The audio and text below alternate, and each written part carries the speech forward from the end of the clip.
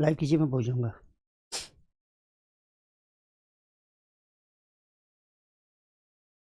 जय हिंद दोस्तों, आप सभी का स्वागत है। आशा है आप सभी लोग स्वस्थ मस्त और जबरदस्त होंगे, अच्छे से रिवीजन तैयारी कर रहे होंगे। आज मैंने अपनी क्लास देर में शुरू करवाई है। इसके पीछे कारण ये था कि मेंस के बच्चों के ऑफलाइन टेस्ट हो रहे थे और वहाँ मेरा उपस्थित होना जरूरी था, इसलिए आज आपकी क्लास 20 मिनट लेट शुरू की गई है। तो कल की क्लास में, क्लास लाइव है, बच्चे कहाँ चले गए आज?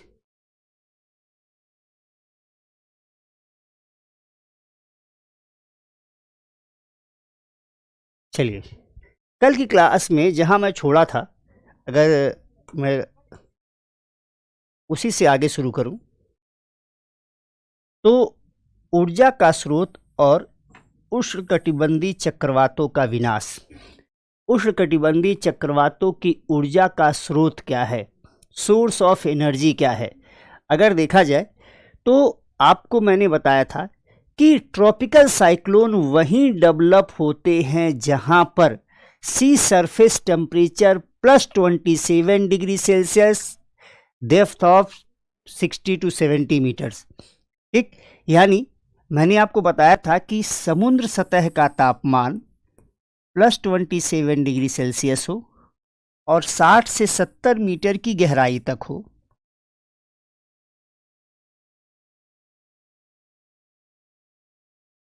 ठीक, यानी जिसकी वजह से लगातार वार्म वाटर की कंटिन्यूअस सप्लाई होती रहे।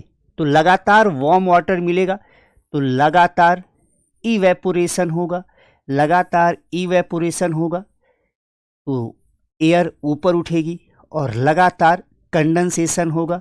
कंडेंसेशन होगा तो लेटेंट हीट निकलेगा और लेटेंट हीट निकलेगा तो लगातार ये बादल ऊपर जाएंगे और जितना ही ये बादल ऊपर चलते चले जाएंगे, सरफेस पे लो प्रेशर बनता चला जाएगा। यानी यहाँ लो प्रेशर बनने के पीछे एक बड़ा कारण ये हो जाता है कि वार्म वाटर की लगातार सप्लाई। अगर लगातार वार्म वाटर की सप्लाई यहाँ पर हो रही है तो लगातार लेटेंट हीट मिलेगा। लेटेंट हीट पूरे सिस्टम को ऊपर उठाएगा, जिससे सरफेस पे लो प्रेशर लगातार बना रहेगा। यानी source of energy tropical cyclone की क्या बन जाएगी? संघनन की गुप्त ऊष्मा। यानी अगर मैं ऊर्जा के स्रोत की बात करूं, ऊर्जा के स्रोत की बात करूं तो लेटेंट हीट ऑफ कंडेंसेशन, संघनन की गुप्त ऊष्मा।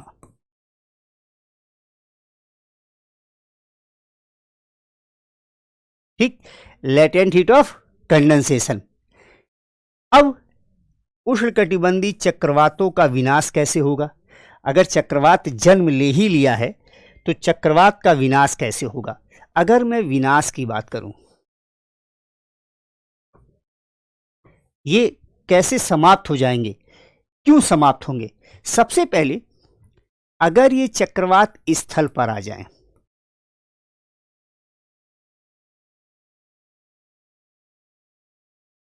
या दूसरी बात ठंडे प्रदेश में यानी कोल्ड रीजन में पहुंच जाए,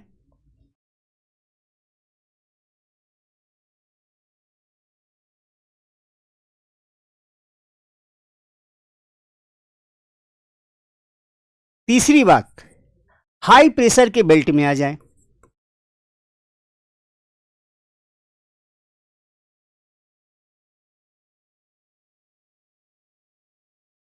अगर ये तीन कंडीशन हो जाए तो ट्रॉपिकल साइक्लोन समाप्त हो जाते हैं।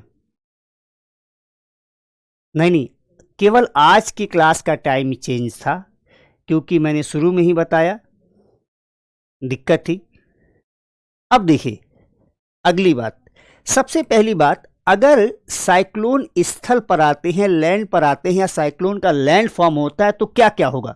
सबसे पहले लेटेंट हीट नहीं प्राप्त होगा। क्यों लेटेंट हीट नहीं प्राप्त होगा?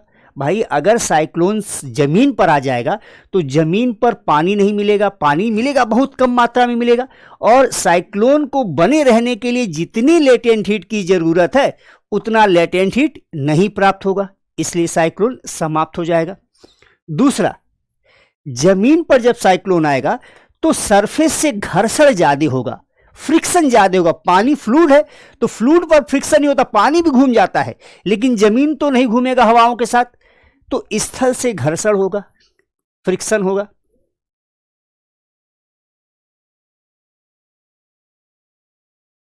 और जब स्थल से घर्षण होगा, लैंड मास से फ्रिक्शन होगा, तो हवाओं के, विंड के सर्कुलेशन की स्पीड स्लो हो जाएगी और स्लो होते होते समाप्त हो जाएगी।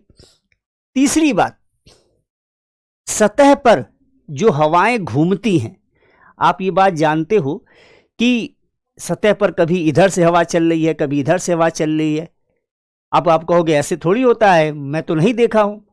अब जरूर देखे हो। अगर लड़कियों से नहीं ये कहना है, लड़कों से, लड़के अगर आपके दोस्त हैं और वो सिगरेट पीते हैं तो आप देखिएगा, आप पीते हो मत पीजिएगा। अगर आपके कोई दोस्त सिगरेट पीते हैं तो आप अनुभव करेंगे, जब वो सिगरेट पी रहा है, फूका तो हवा इधर की जा रही है, धुआं इधर जा रहा है। तो जो बच्चा सिगरेट नहीं पी रहा है, अगर यहां खड़ा है तो आप कहोगे भाई इधर आ जाओ, धुआं इधर जा रहा है, तो वो लड़का इधर आके खड़ा हो जाएगा।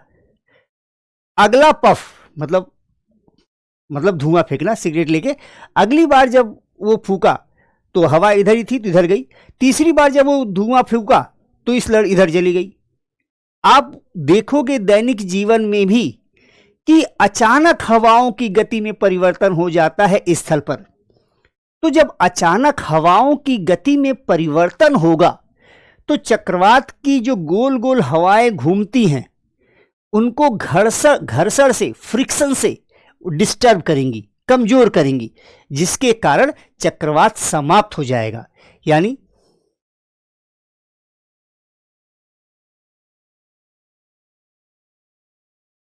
स्थलीय हवाओं की लगातार बदलती दिशा, ये तीन कारण ऐसे हैं, अगर स्थल पर चक्रवात आ जाए तो समाप्त हो जाएगा। पहला, लेटेंट हीट, गुप्त उष्मा नहीं प्राप्त होगा। दूसरा, स्थल से जमीन से घर्षण होगा, हवाओं की गति कम होगी। और तीसरा, स्थल में हवाएं अलग अलग दिशाओं से चलती हैं, जिसकी वजह से चक्रवात की हवाओं से घर्षण होगा और चक्रवात समाप्त हो जाएगा।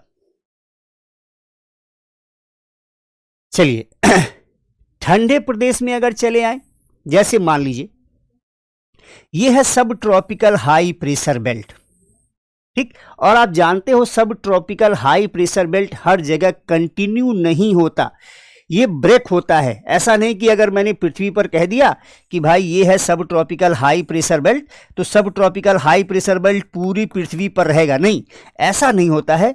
बीच में ये डिस्टर्ब रहेगा। कई बार आपको मिलेगा कि बीच में सब ट्रॉपिकल हाई प्रेशर बेल्ट, यहाँ डिस्टर्ब है, यहाँ सब ट्रॉपिकल हाई प्रेशर बेल्ट नहीं है। इसलिए हाई प्रेशर बेल्ट या लो प्रेशर बेल्ट आमतौर पर सेल्स में पाए जाते हैं, ठीक। अब आप सोचिए, यहाँ पर subtropical high pressure belt है, ये सब ट्रॉपिकल हाई प्रेशर बेल्ट, सब ट्रॉपिकल हाई प्रेशर बेल्ट उपोष्णकटिबंधीय उच्च वायु दाब पेटी है, और यहां पर साइक्लोन बना है। तो साइक्लोन गति जब करेगा तो आगे मैं बताऊंगा पूरब से पश्चिम की ओर गति करेगा, निश्चित सी बात है। और जब पूरब से पश्चिम की ओर गति करेगा तो कोरियोलिस बल के प्रभाव में अपने राइट हैंड साइड में घूमेगा। तो ये राइट हैंड साइड में घूम रहा है, और यहां पर subtropical high pressure belt break है, तो यहां से चला जाएगा और उत्तर। और ये क्या है? ठंडा प्रदेश, कोल्ड रीजन,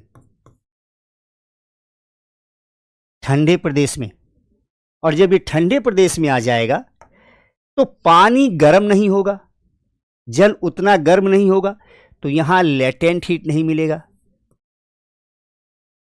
गुप्त उष्मा नहीं मिलेगी, और गुप्त उष्मा नहीं मिलेगी तो चक्रवात समाप्त हो जाएगा, ठीक। तीसरी बात, अगर ये सब ट्रॉपिकल हाई प्रेशर बेल्ट में आ जाए। अब यही कहानी है, अगर यहां से साइक्लोन चला, मान लीजिए यहां साइक्लोन बना है और यहां से साइक्लोन चला, यहां से चलते चलते सब ट्रॉपिकल हाई प्रेशर बेल्ट के अंदर ही घुस जाए, है ना। तो जब सब ट्रॉपिकल हाई प्रेशर के अंदर सब ट्रॉपिकल हाई प्रेशर बेल्ट के अंदर हवा घुस जाएगी, तो आप जानते हो यहां हवा ऊपर से नीचे बैठती है, हवा यहां पर डिसेंड करती है, अवतलित होती है। और जब हवा सब ट्रॉपिकल हाई प्रेशर बेल्ट में नीचे बैठेगी तो यहां बने साइक्लोन को सप्रेस कर देगी, दबा देगी, जिसकी वजह से साइक्लोन समाप्त हो जाएगा। ठीक, तो साइक्लोन का विनाश कब होगा? उष्णकटिबंधीय चक्रवात का विनाश। किसका? उष्णकटिबंधीय चक्रवात, ट्रॉपिकल।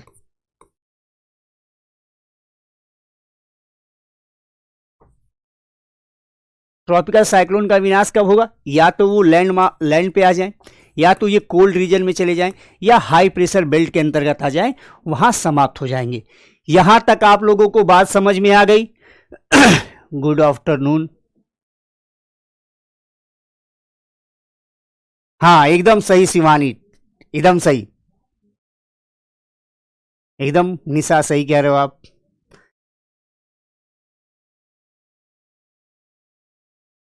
राजकुमारी भी एकदम सही बोल रही हैं। सब लोग एक ही पास के हो क्या आप लोग? चलिए अगली बात, यहां तक समझ में आ गई? एक बार कमेंट करके बताइए, फिर आगे बढ़ा जाए। एक बार कमेंट करके फटाफट बता दीजिए। चलिए, चंदन कह दिए क्लियर है, तो चंदन जी को क्लियर है तो मान लिया सबको क्लियर है।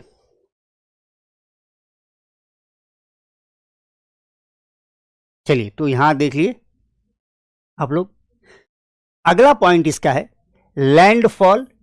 लैंडफॉल का मतलब जब चक्रवात तटीय क्षेत्रों से टकराता है, जब भी चक्रवात तटीय क्षेत्रों से टकराता है तो फिर वो जमीन पे आता है, इसलिए कहा जाता है चक्रवात का लैंडफॉल हो गया। क्लियर?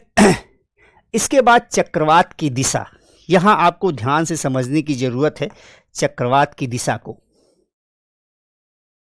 देखिए, चक्रवात के गति की दिशा तीन तरह से है, तीन प्रकार से समझ सकते हैं।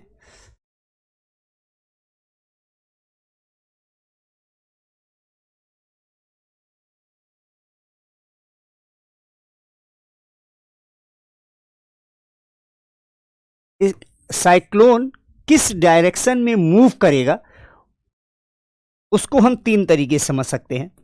सबसे पहला प्रभाव क्या होता है? Trade wind.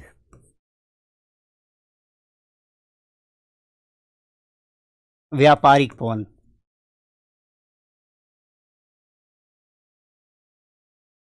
व्यापारिक पवन। अब यहां ध्यान से समझिएगा, यह है इंडिया,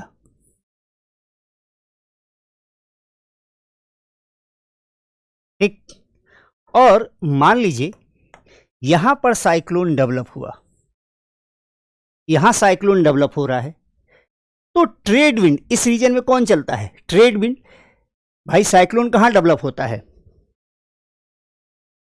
30 से लेके 5 अंश अक्षांश दोनों हेमिस्फीयर में, तो साइक्लोन इस रीजन में डेवलप होगा, तो ये रीजन वही है। तो साइक्लोन डेवलप हुआ और यहीं पर चलती है ट्रेड विंड, व्यापारिक पवनें, तो व्यापारिक पवनें इसे धक्का देंगी, ट्रेड विंड इसे धक्का देंगी। ये कौन है? Trade wind. ट्रेड विंड इसे धक्का देंगी और ट्रेड विंड के प्रभाव में साइक्लोन मूव करेगा ईस्ट टू वेस्ट, ठीक। तो ट्रेड विंड के प्रभाव में, इन्फ्लुएंस में, ये ईस्ट टू वेस्ट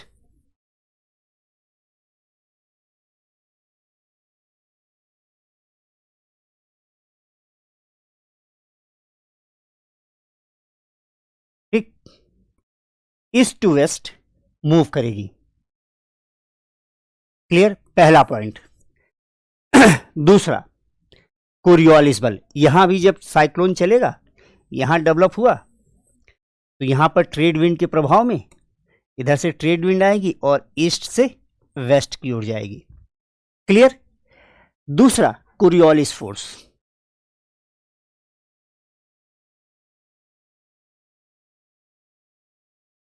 कोरियोलिस बल। अब कोरियोलिस बल किसी भी चीज को नॉर्दर्न हेमिस्फीयर में अपने राइट हैंड साइड में, सदर्न हेमिस्फीयर में अपने लेफ्ट हैंड साइड में डिफ्लेक्ट करता है। अब ये चक्रवात चलना शुरू हुआ ईस्ट टू वेस्ट, तो जैसे ही ईस्ट से वेस्ट जाना शुरू होगा वैसे ही कोरियोलिस बल लगेगा, और कोरियोलिस बल के प्रभाव में ये साइक्लोन यहां भी जा सकता है, यहां भी जा सकता है, यहां भी जा सकता है, यहां भी जा सकता है। ठीक, जितनी ही अधिक गति होगी उतना ही अधिक, प्रदीप कह रहे हैं ईस्ट से वेस्ट क्यों भाई? व्यापारिक पवनें कैसे चलती हैं? व्यापारिक पवन किस दिशा से किस दिशा में चलती हैं? व्यापारिक पवन पूरब से पश्चिम जाती हैं। अब यहां पर ये साइक्लोन है, व्यापारिक पवनें इधर से धक्का दे रही हैं, तो ये साइक्लोन पूरा पूरब से पश्चिम जाएगा। क्लियर? दूसरी बात, कोरियोलिस बल, जैसे ही कोई चीज गतिमान होगी, जैसे ही कोई चीज गतिमान होगी वैसे ही उत्तरी गोलार्ध में अपने राइट हैंड साइड में मुड़ेगी। यानी ये चक्रवात पूरब से पश्चिम जाना चाहिए, जैसे ही गति करना शुरू करेगी वैसे ही कोरियोलिस बल के प्रभाव में अपनी राइट हैंड साइड में मुड़ जाएगी, और यहां से चल के ये कराची बंदरगाह पहुंच सकती है, यहां से चल के ये गुजरात के तट को प्रभावित कर सकती है, यहां से चल के, क्या बोर्ड है यार पूरा,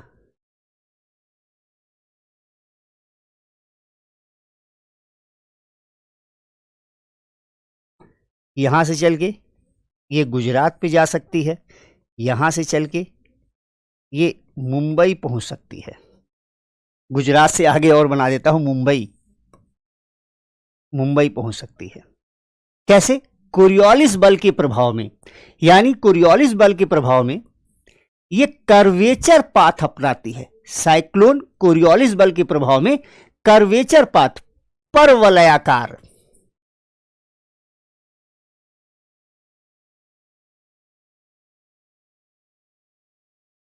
कैसा मार्ग होता है? परवलयाकार। बात क्लियर? कोरियोलिस बल किसी भी चीज को, ये पूरा चक्रवात ऐसे चलेगा, यहां से घूमता हुआ यहां भी जा सकता है, यहां भी जा सकता है, यहां भी जा सकता है, यहां भी जा सकता है। क्यों? कोरियोलिस बल लगेगा। जैसे ही कोई चीज गति करेगी, ऐसे जा रहा, हमको मानिए यहां से सीधा जाना है, ऐसे पीछे से धक्का लग रहा है और हमको सीधे जाना है, लेकिन कोरियोलिस बल लगेगा तो मैं क्या करूंगा? ऐसे घूम जाऊंगा। ठीक, तो ऐसे चक्रवात भी मुड़ जाता है। बात क्लियर? यहां तक क्लियर हो गया? दो बात। तीसरी बात, दाब प्रवणता, प्रेशर ग्रेडियंट, दाब प्रवणता बल, प्रेशर ग्रेडियंट फोर्स। यहां तक क्लियर है सबको?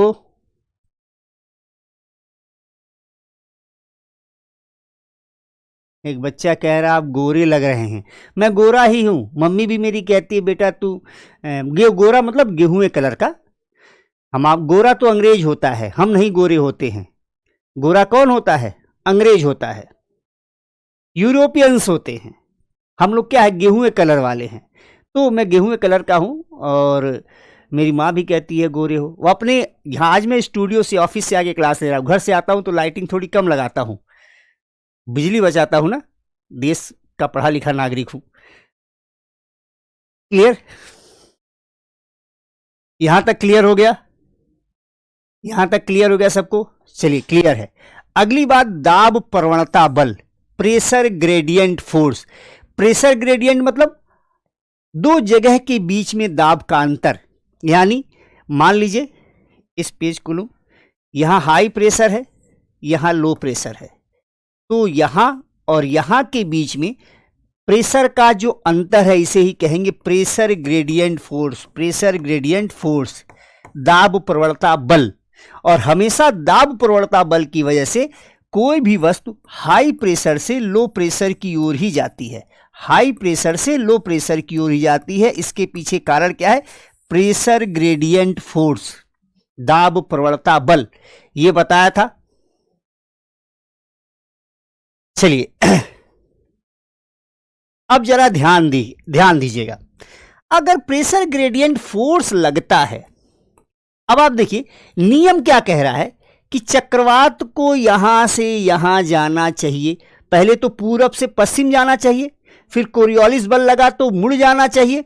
लेकिन आप सोचिए अगर यहां बहुत अधिक लो प्रेशर है, इस रीजन में बहुत अधिक लो प्रेशर है, या यहां पर बहुत अधिक लो प्रेशर है, तो चक्रवात कहां जाएगा? नियम कानून के हिसाब से चक्रवात को यहां या तो सीधे आना चाहिए या तो मुड़ जाना चाहिए, लेकिन ये प्रेशर ग्रेडियंट फोर्स की वजह से यहां पर आ जाएगा, या ये चक्रवात प्रेशर ग्रेडियंट फोर्स की वजह से यहां पर आएगा। यानी ये समझिए, मान लीजिए ये भारत का नक्शा है, यहां साइक्लोन डेवलप हुआ, नियम ये कह रहा है, थोड़ा और पीछे कर दूं इसको, साइक्लोन यहां डेवलप हुआ, नियम ये कह रहा है कि ये चक्रवात सीधे आगे बढ़ना चाहिए व्यापारिक पवनों के प्रभाव में। दूसरा नियम कह रहा है कोई भी चीज गति करेगी तो कोरियोलिस बल लगेगा, तो यहां जाना चाहिए, इधर भी जा सकता है। क्लियर? लेकिन अगर आप सोचिए प्रेशर ग्रेडियंट फोर्स, यानी यहां पर लो प्रेशर हो, यहां पे बहुत अधिक लो प्रेशर हो, तो चक्रवात यहां से चल के सीधे यहां आ जाएगा। यहां अगर लो प्रेशर हो तो चक्रवात यहां जाने की बजाय सीधे यहां आ जाएगा। ठीक। दूसरी बात, मान लीजिए चक्रवात यहां डेवलप हुआ, नियम क्या कह रहा है? या चक्रवात इधर जाएगा या तो इधर जाएगा। लेकिन अगर यहां लो प्रेशर है तो चक्रवात यहां भी आ सकता है, यहां लो प्रेशर है तो चक्रवात सबको बता के इधर आ सकता है। तो सीमा जी, अगर आपका न्यू एडमिशन है तो आपसे अनुरोध है कि जहां से एनसीईआरटी की क्लास हुई है वहां से क्लास देखना शुरू कीजिए।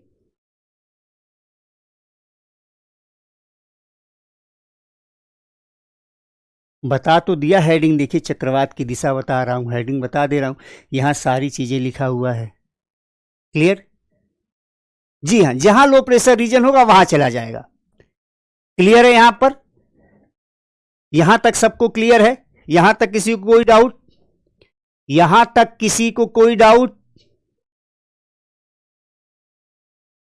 चक्रवात की आंख के बारे में मैं पहले बता चुका हूं, चक्रवात के वॉल के बारे में पहले ही बता चुका हूं। रेन बैंड, साइक्लोन में रेन बैंड क्या होता है, ठीक, इसके बारे में हम देखते हैं। देखिए, आप लोगों को याद होगा मैं साइक्लोन का जब स्ट्रक्चर बना रहा था तो ऐसे बनाया था। दोबारा आज हम वॉल बना ही देंगे फिर से। ठीक, ये साइक्लोन का वर्टिकल स्ट्रक्चर है, यहां पर हाई प्रेशर रहता है और सतह पर यहां पर लो प्रेशर रहता है। इसी लो प्रेशर वाले सेंटर को ही कहा जाता है, इसी लो प्रेशर के सेंटर को ही कहा जाता है साइक्लोन की आई। ठीक, और सभी दिशाओं से हवाएं आती हैं और आई तक नहीं पहुंच पाती और उससे पहले ही गोल गोल घूमते हुए ऊपर उठने लगती हैं। तो जहां पर अधिकतम हवाएं, यानी वो अंतिम जगह जहां तक हवा पहुंच पा रही है उसके बाहर वॉल है, तो यहां से हवा जो चल रही है ये आ रही है, ये ऊपर उठ रही है। ठीक, तो यही है चक्रवात का वॉल, यही है चक्रवात का वॉल। चक्रवात की आई में रेन नहीं होता है। अरे यार, क्या अपने आप कोई मक्खी उक्खी क्या इस पे?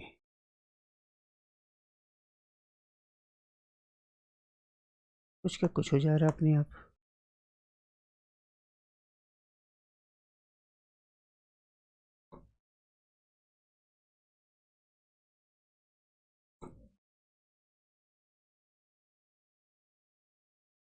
चक्रवात की आई में वर्षा नहीं होती है और चक्रवात के वॉल पर सर्वाधिक वर्षा होती है। मैक्सिमम रेनफॉल साइक्लोन में कहाँ होता है? साइक्लोन की वॉल पर। मैक्सिमम रेनफॉल साइक्लोन में साइक्लोन की वॉल पर होता है। क्लियर? अब आगे का स्ट्रक्चर और देखा जाए। देखिए, रेन बैंड देखा जाए ऐसे। देखिए, जब हवाएं आती हैं ना, अभी आपको बता रहा हूं उसके पीछे कारण।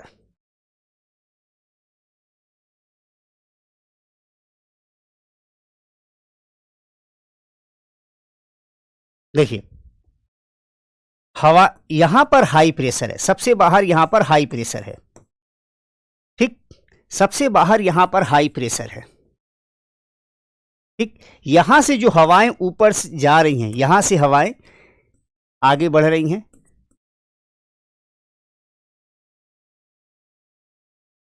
और यहां पर नीचे उतर रही हैं। तो यहां पर हाई प्रेशर बन रहा है। यहां से हवाएं जा रही हैं,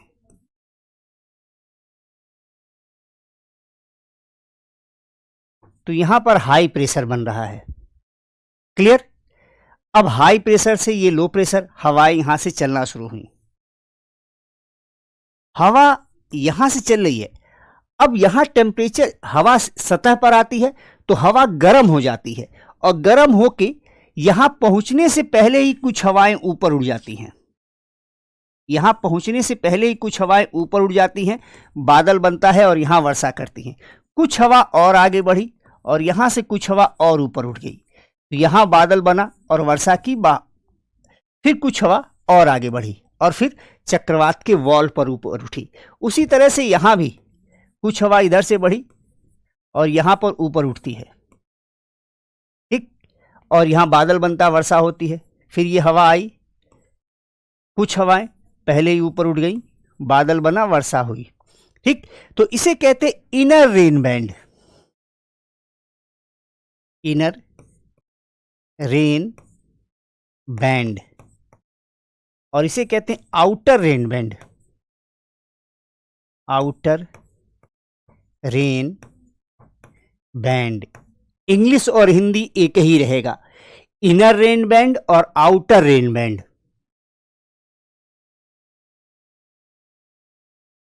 क्लियर?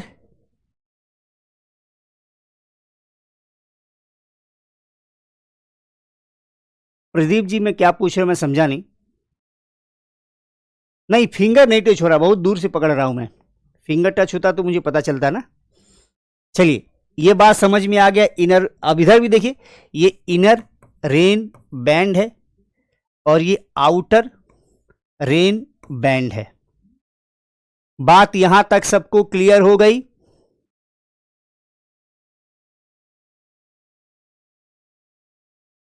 हाँ, सही कह रहे हो, यहां एरो क्लिक कर देंगे तो वापस आ जाता है। ठीक है, ध्यान आ गया मुझे भी। क्लियर है सबको यहां तक? यहां तक सबको क्लियर है?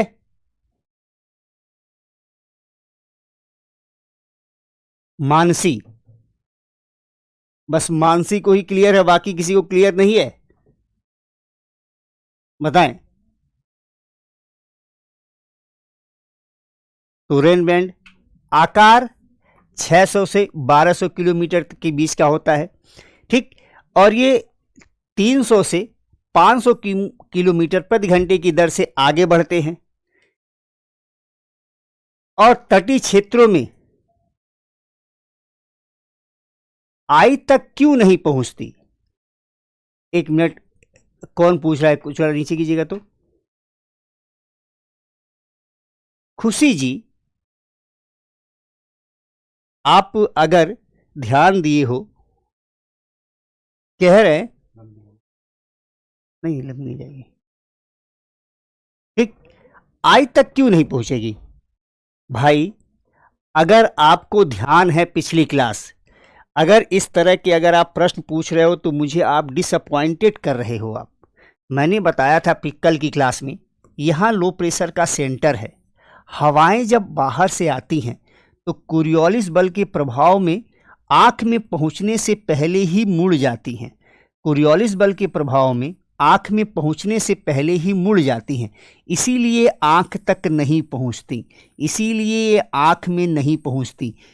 तो जहाँ पर ये मुड़ जाती हैं वही दीवार बनता है। ये मैं कल भी आपको समझाया था, आज भी समझा रहा हूँ, और मैं बहुत अधिक डिसअपॉइंटेड हो रहा हूँ कि जब आपको कल चीज़ें समझा दी गई हैं तो आप क्यों नहीं समझ पा रहे हो, क्यों नहीं याद रख पा रहे हो। सर ये स्ट्रक्चर किस चीज़ का है? आहा, मैं उठा ले रे बाबा, उठा ले, उठा ले रे बाबा, कह रहा बालक ये स्ट्रक्चर किस चीज़ का है? हे भगवान भैया, तो आप यहाँ लिखा है ट्रॉपिकल साइक्लोन का विनाश। कल से अगर क्लास कर रहे हो तो आपको पता होगा उष्णकटिबंधीय चक्रवात चल रहा है, और उष्णकटिबंधीय चक्रवात में यहाँ लिखा ट्रॉपिकल साइक्लोन का विनाश कैसे होता है। तो ट्रॉपिकल साइक्लोन का विनाश हो गया यहाँ पर। उसके बाद चक्रवात यानी ट्रॉपिकल साइक्लोन, ट्रॉपिकल साइक्लोन की दिशा कैसी होती है? तो ट्रॉपिकल साइक्लोन हमेशा पूरब से पश्चिम चलते हैं, कोरियोलिस बल के प्रभाव में परवलयाकार यानी कर्वेचर पाथ को अपनाते हैं, और प्रेशर ग्रेडियंट फोर्स की वजह से जहां भी प्रेशर ग्रेडियंट अधिक होगा उधर मूव कर जाते हैं। कौन? Tropical cyclone. ये जो स्ट्रक्चर है, ये भगवान,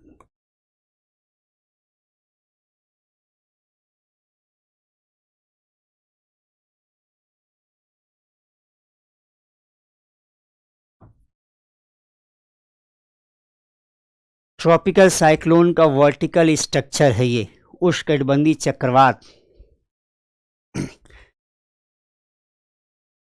उष्णकटिबंधीय चक्रवात भाई, ये आई कहाँ बनता है? ट्रॉपिकल साइक्लोन में बनता है। वॉल कहाँ बनता है? ट्रॉपिकल साइक्लोन में बनता है।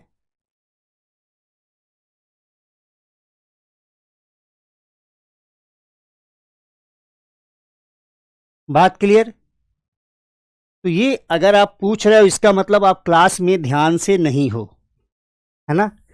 पिछली क्लास जब आप लोग याद करके रिवाइज करके नहीं आते हो तो मुझे बड़ा दुख होता है, क्योंकि अगर आप लोग तैयारी कर रहे हो ना, तो तैयारी का मतलब ये नहीं होता है कि मैंने कोर्स को परचेज कर लिया अब हम एसडीएम बन जाएंगे। तैयारी करने का मतलब होता है कि जो टीचर ने पढ़ा दिया, और यहाँ तो कोई टीचर है भी नहीं, यहाँ तो मैं आपका बड़ा भाई हूँ, तो बाप के बड़े भाई ने जो पढ़ा दिया उसको रिवीजन कीजिए, कोई डाउट आए तो पूछिए, ठीक। तो जो भी पढ़ा दिया गया है उसको रिवाइज कीजिए, रिवाइज करेंगे तभी तो। अब आप लोग को लगता है कि बिना रिवीजन से ही काम चल जाएगा, रिवाइज करना पड़ेगा, रिवाइज नहीं करोगे तो काम नहीं चलेगा। ऐसे कैसे? इनर और आउटर क्यों कहा जाता है? देखिए, यहां से अंदर की ओर आएंगे तो इन तीनों में सबसे बाहर है ये, इसलिए आउटर। इसके बाद ये अंदर है, इनर, फिर ये वॉल है, तो वॉल से बाहर की ओर जाएंगे तो ये अंदर पड़ेगा, ये सबसे बाहर पड़ेगा। इतना तो समझ में आना चाहिए ना, देखते ही समझ में आना चाहिए। ये सब पूछने का प्रश्न है क्या?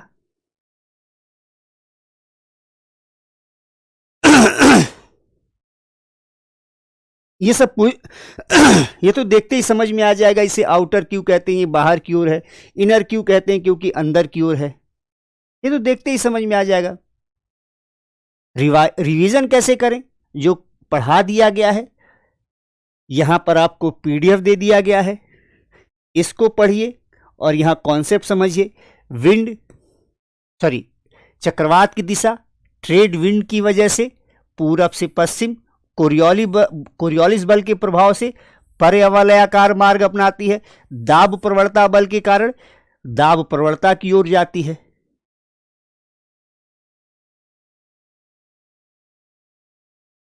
क्लियर? तो आप लोग रिवीजन कीजिए भाई। आप लोग अगर भूगोल को हल्के में लोगे तो काम नहीं बन पाएगा, ये मैं बता दे रहा हूं आप लोगों को। क्योंकि भूगोल में भी है, पेपर फर्स्ट में भी है। अगर आईआर को अच्छे से समझना है तो ज्योग्राफी समझ में आनी चाहिए, डिजास्टर मैनेजमेंट अच्छे से आना है तो ज्योग्राफी आनी चाहिए। इन्वायरमेंट अच्छे से आना है तो ज्योग्राफी आनी चाहिए। निबंध अच्छा लिखना है तो ज्योग्राफी आनी चाहिए। इंटरव्यू अच्छा ले जाना है तो ज्योग्राफी आनी चाहिए। चलिए,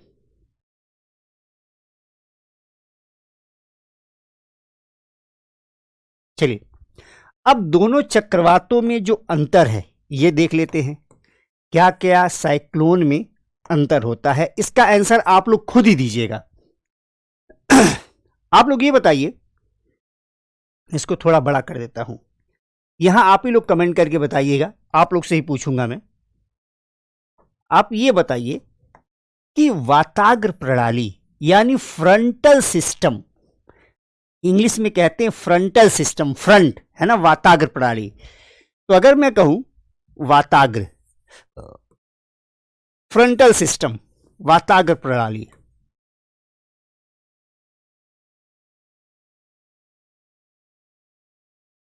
यहां हेडिंग लिखी हुई है दोनों चक्रवातों में मुख्य अंतर। ठीक, वाताग्र प्रणाली की अगर हम बात करें तो ट्रॉपिकल साइक्लोन,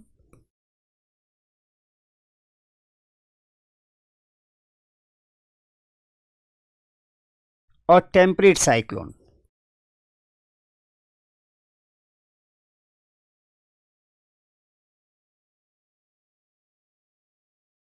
दोनों में किसमें होती है? ट्रॉपिकल साइक्लोन में फ्रंटल सिस्टम होता है कि नहीं? टेम्परेट साइक्लोन में फ्रंटल सिस्टम होता है कि नहीं? क्या दोनों में फ्रंटल सिस्टम होगा?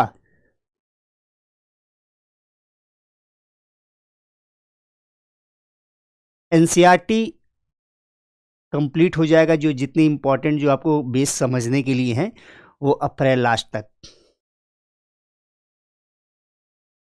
शीतल जी, भूगोल कठिन नहीं है, भूगोल बहुत आसान है।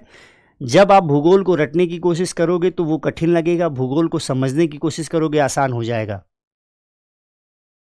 किस में होता है फ्रंटल सिस्टम? किस में होता है? ट्रॉपिकल साइक्लोन यानी उष्णकटिबंधीय चक्रवात में, टेम्परेट साइक्लोन शीतोष्ण कटिबंधीय चक्रवात में। नीलम बताएं। हाँ, पीडीएफ से रिवीजन कर सकते हो, समझाया हुआ देखकर पीडीएफ से रिवीजन कर लीजिए। अब अगर आपको ध्यान हो तो ट्रॉपिकल साइक्लोन में फ्रंटल सिस्टम नहीं होता,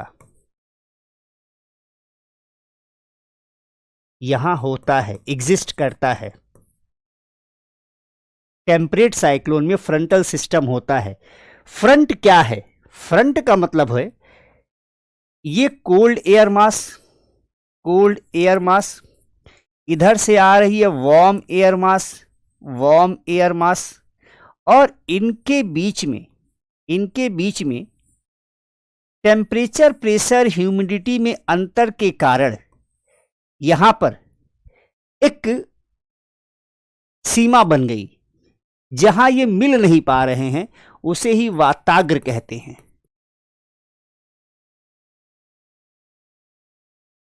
फ्रंट कहते हैं।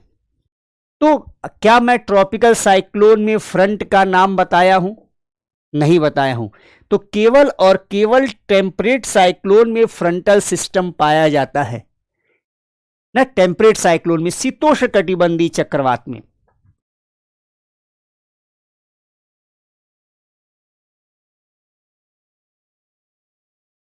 शीतोष्ण चक्रवात में फ्रंटल सिस्टम पाया जाता है। ट्रॉपिकल साइक्लोन में ठंडी और गर्म हवा का मिलन नहीं होता है। उष्णकटिबंधीय चक्रवातों में, ट्रॉपिकल साइक्लोन में समुद्र सतह का तापमान अधिक होना चाहिए। क्लियर? तो ध्यान रखेंगे। दूसरी बात, उत्पत्ति क्षेत्र कहां पर डेवलप होते हैं?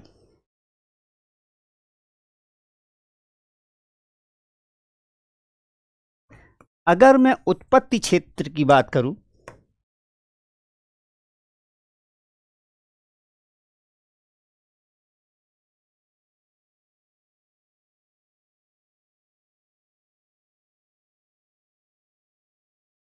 ट्रॉपिकल साइक्लोन,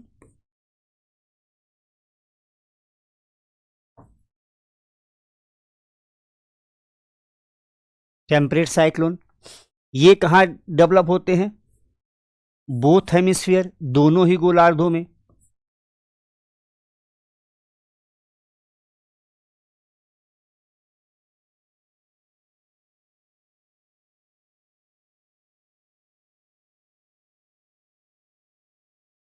बोथ हेमिस्फीयर कहाँ? 5 डिग्री टू 30 डिग्री। यानी ट्रॉपिकल साइक्लोन कहाँ डेवलप होता है? 5 डिग्री से 30 डिग्री अक्षांशों के मध्य। अगर टेम्परेट साइक्लोन की बात करें तो ये भी दोनों गोलार्धों में।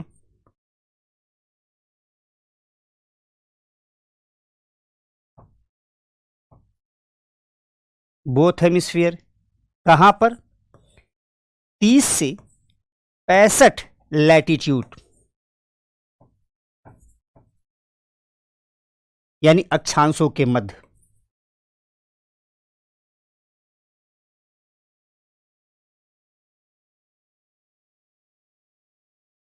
बात क्लियर?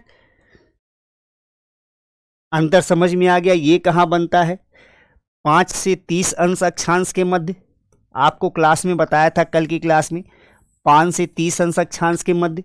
ये कहाँ बनता है? 30 से 65 अंश अक्षांश के मध्य, दोनों ही गोलार्धों में। ये भी दोनों ही गोलार्धों में, बोथ हेमिस्फीयर। यहां तक क्लियर हो गया? क्लियर? दूसरी बात अगर मैं इसकी बात करूं, एक और यहीं पर जोड़ दूं।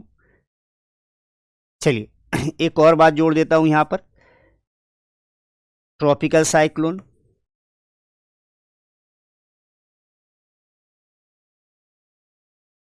और दूसरा टेम्परेट साइक्लोन।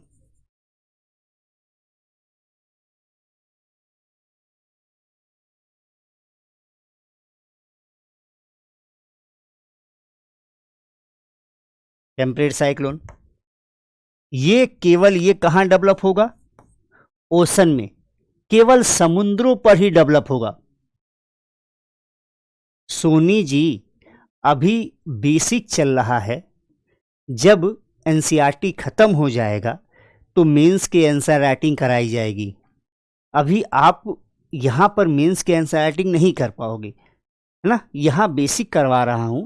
जब अप्रैल के बाद जब बेसिक खत्म हो जाएगा तब मेंस के आंसर राइटिंग करवाऊंगा और इतने क्वेश्चन दूंगा कि लिख लिख के आप थक जाओगे। ठीक, परेशान मत होइए।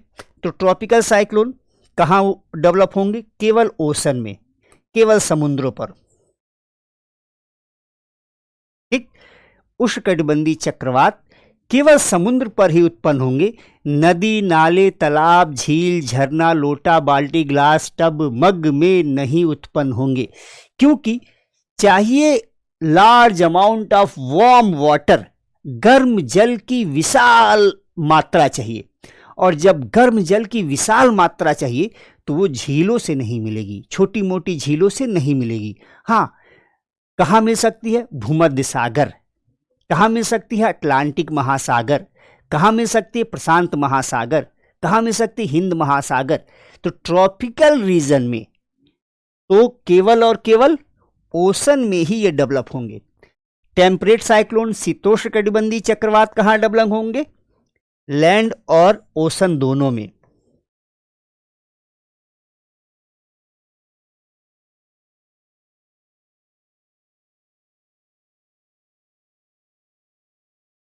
लैंड और ओशन दोनों में।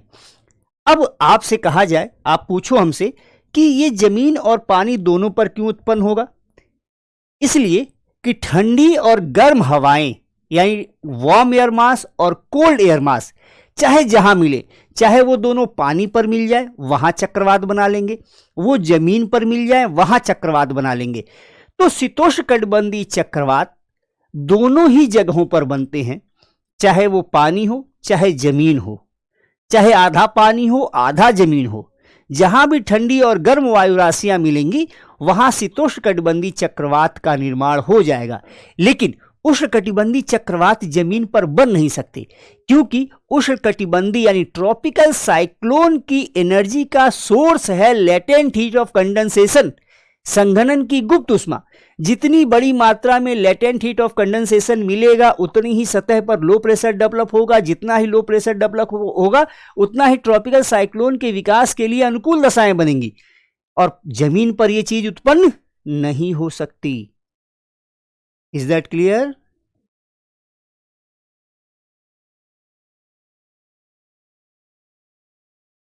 एकदम अनिकेत जी कंबाइंड पीडीएफ दे दूंगा मैं। क्लियर है यहां तक सबको? अगला प्रभाव क्षेत्र,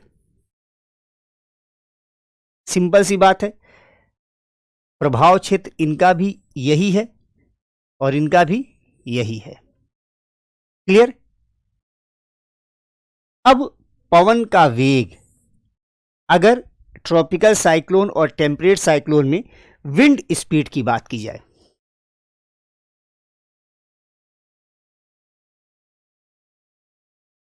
विंड स्पीड, तो ट्रॉपिकल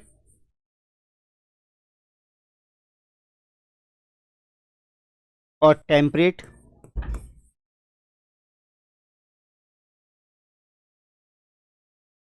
अब आप बताइए हवाओं की गति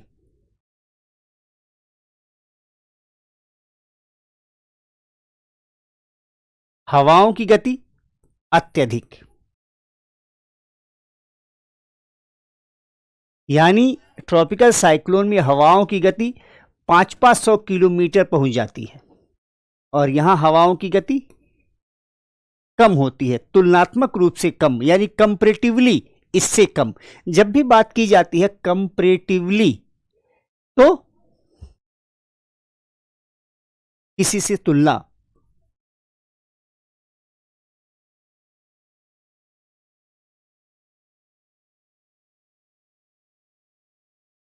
तुलनात्मक रूप से कम, यानी ट्रॉपिकल साइक्लोन से इसकी स्पीड कम होती है। ट्रॉपिकल साइक्लोन या टेम्परेट साइक्लोन को हिंदी में क्या क्या होता है? हे भगवान, कहां से लड़का आया है ये?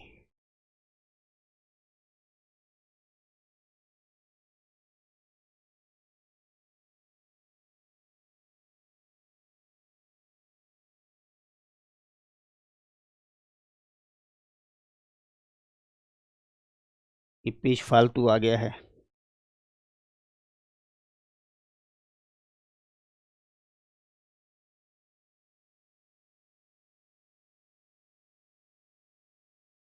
देखिए यहां लिखा हूं टेम्परेट साइक्लोन यानी शीतोष्णकटिबंधीय चक्रवात, तो बचा हुआ ट्रॉपिकल साइक्लोन यानी उष्ण, कहीं और भी लिखा हूं वो मिल नहीं रहा है।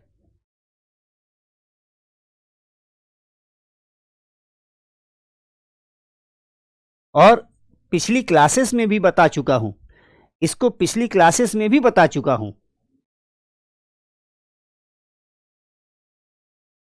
The temperate cyclone cover large area rather than tropical cyclone. Why है ये भगवान, अरे भाई बता रहा हूं, प्रभाव क्षेत्र बता दे तो प्रभाव क्षेत्र बता दूं।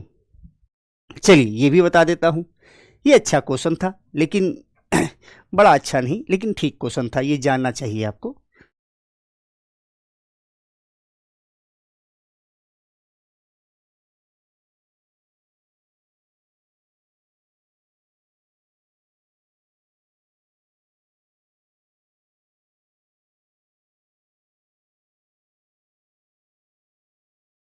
अच्छा देखिए, अगर मैं रेडियस की बात करूं, रेडियस ना, या त्रिज्या की बात करूं, तो ट्रॉपिकल साइक्लोन का रेडियस, रेडियस जो होता है ट्रॉपिकल साइक्लोन का,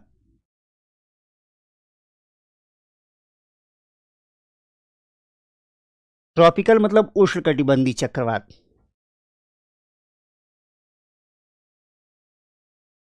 और टेम्परेट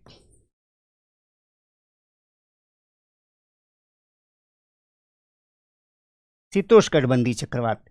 ट्रॉपिकल साइक्लोन का रेडियस जो होता है 150 से 300 किलोमीटर होता है और टेम्परेट साइक्लोन का जो रेडियस होता है 1040 किलोमीटर से बड़ा होता है।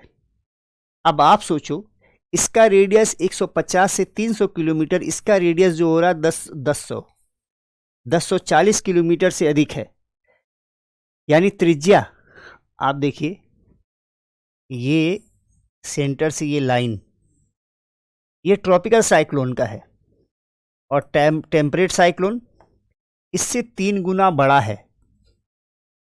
तो कौन ज्यादा एरिया कवर करेगा? कौन ज्यादा एरिया कवर करेगा? जो बड़ा होगा वो ज्यादा एरिया कवर करेगा, जो छोटा होगा वो कम एरिया कवर करेगा। तो ट्रॉपिकल साइक्लोन का रेडियस या डायामीटर कम होता है टेम्परेट साइक्लोन के कंपैरेटिव। इसलिए ट्रॉपिकल साइक्लोन ज्यादा बड़ा एरिया, टेम्परेट साइक्लोन ज्यादा बड़ा एरिया कवर करता है, ज्यादा बड़े रीजन में इंपैक्ट डालता है। ट्रॉपिकल साइक्लोन छोटा रीजन, छोटा एरिया कवर करता है, इसलिए छोटे रीजन में इंपैक्ट डालता है। लेकिन ज्यादा खतरनाक इंपैक्ट यानी डिस्ट्रक्टिव इंपैक्ट कौन डालता है? जिसमें विंड स्पीड ज्यादा होती है, और विंड स्पीड ज्यादा होती है ट्रॉपिकल साइक्लोन में, इसलिए ट्रॉपिकल साइक्लोन ज्यादा डिस्ट्रक्टिव है। क्लियर? तो ज्योत्सना जी बात समझ में आ गई?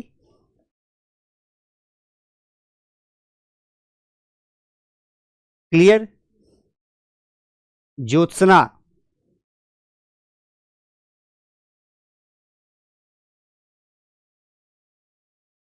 क्लियर हो गया?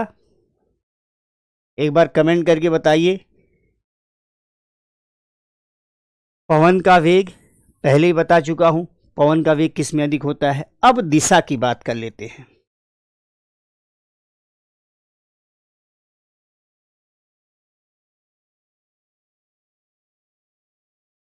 दिशा, डायरेक्शन इसका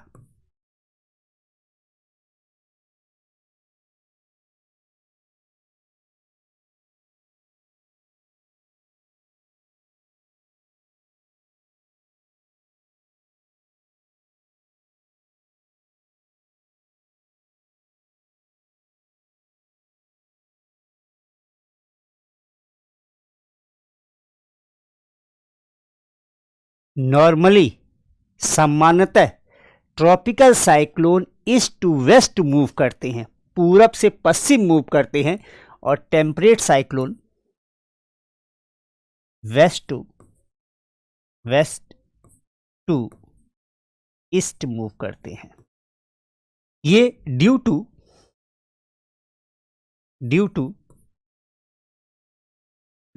trade wind,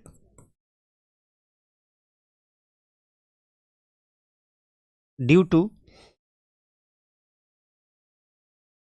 to westerly jet, या ड्यू टू जेट स्ट्रीम, या वेस्टर्ली जेट लिख दे ताकि आपको याद रहे।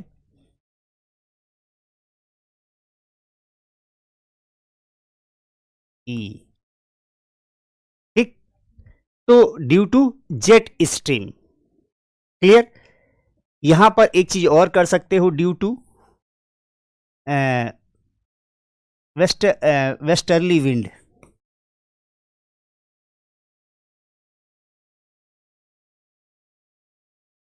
ठीक, वेस्टर्ली विंड। क्लियर? अगर आपको मैप में बताऊं मैं आपको,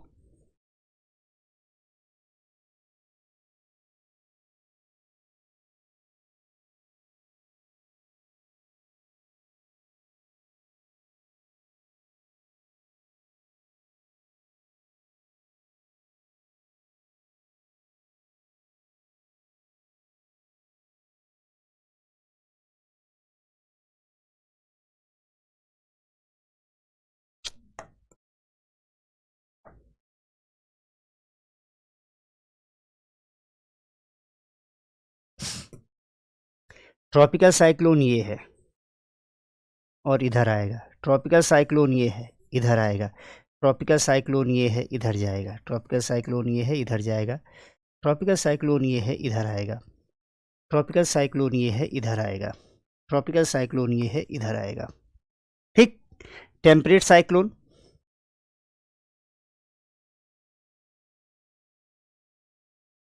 ये है,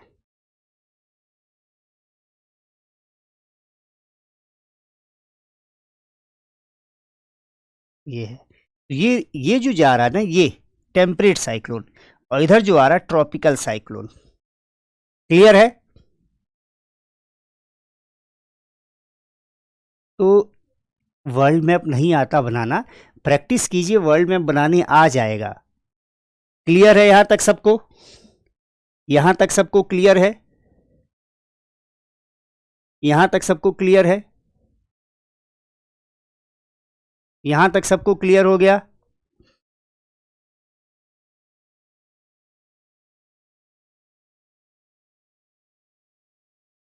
पूर्वा पवन वार्म नहीं होती है, अरे भाई, पूर्वा पवन मॉइस्ट होती है। चलिए, गर्मियों, यहां तक क्लियर है सबको? क्लियर है। चलिए, एक चीज हम कल की क्लास में डिस्कस करेंगे, जिसका नाम है तड़ित झंझा और टॉर्नेडो। इसकी इसकी पीडीएफ आपको पहले ही दी जा चुकी है, आपको पिछली क्लास में यहाँ पर दिया जा चुका है, ये पूरी पीडीएफ दी जा चुकी है, हिंदी इंग्लिश A4 पीडीएफ। तो आज मैं दोबारा नहीं दूंगा, केवल बोर्ड पीडीएफ आपको दी जाएगी। ठीक, तो बाकी हम क्लास टॉर्नेडो और थंडर स्टॉर्म कल करेंगे, और कल हम वायुमंडल में जल ना, इस पर डिस्कस करेंगे, है ना। कुल मिला के ह्यूमिडिटी पर डिस्कस करेंगे, आर्द्रता पर डिस्कस करेंगे। तो चलिए मिलते हैं कल। साइक्लोन के सेंटर पर रोटेशन की डायरेक्शन फिक्स होती है या नहीं? एकदम फिक्स होती है, रोटेशन की डायरेक्शन फिक्स होगी, क्योंकि कोरियोलिस बल किसी भी चीज को राइट हैंड साइड में मोड़ेगा। हाँ, एक चीज आप ध्यान रख सकते हो, सेंटर दो जगह हुआ इसका, सेंटर इसका दो जगह है। एक तो ये सेंटर है, यहां पर नॉर्दर्न हेमिस्फीयर में काउंटर क्लॉकवाइज होगा, और यहां पर क्लॉकवाइज होगा। यहां पर ये ऊपरी वायुमंडल में क्लॉकवाइज घूमेगा ये, और नीचे एंटी क्लॉकवाइज घूमेगा। आप डायरेक्शन घर पे बना के देखिएगा, है ना। यहाँ हाई प्रेशर लिखिएगा और यहाँ लो प्रेशर लिखिएगा। तो जहाँ लो प्रेशर लिखेंगे, सेंटर में हवाएं आएंगी, तो ये काउंटर क्लॉकवाइज नीचे घूमेगा और ऊपर क्लॉकवाइज घूमेगा। तो ये डायरेक्शन फिक्स होता है। ये नॉर्दर्न हेमिस्फीयर के लिए, ये जो डायरेक्शन होगा नॉर्दर्न हेमिस्फीयर के लिए। सदर्न हेमिस्फीयर में यहाँ क्लॉकवाइज और यहाँ एंटी क्लॉकवाइज हो जाएगा। क्लियर? सर मुझे आता है टॉर्नेडो, पढ़ाई ठीक भी पीडीएफ में कल का क्वेश्चन पूछेगा, क्या लिखा? चलिए, कोई भी डाउट हो आप मुझसे पूछेगा टेलीग्राम पर। मिलते हैं कल दोपहर 12 बजे। ये टाइमिंग चेंज नहीं होगी, दोपहर 12 बजे ही मिलेंगे आप लोगों से। और जो बच्चे अगर पुराने पढ़ चुके हैं वो रात को 9 बजे, जो पुराने पढ़ चुके हैं, जो पहले अपना सिलेबस कवर कर चुके हैं और यहाँ केवल रिवीजन के लिए प्रतिज्ञा बैच 2 लिए हैं, वो रात के 9 बजे यूट्यूब पर प्रैक्टिस के लिए आ सकते हैं। जो नए बच्चे हैं उनकी ज़रूरत नहीं है, वो नहीं कर पाएंगे क्वेश्चन। तो चलिए इसी के साथ आज के सेशन को समाप्त करता हूँ। मिलता हूँ कल दोपहर 12 बजे। तब तक आप स्वस्थ रहिए, मस्त रहिए, ज़बरदस्त रहिए और रिविजन करते रहिए। जय हिंद।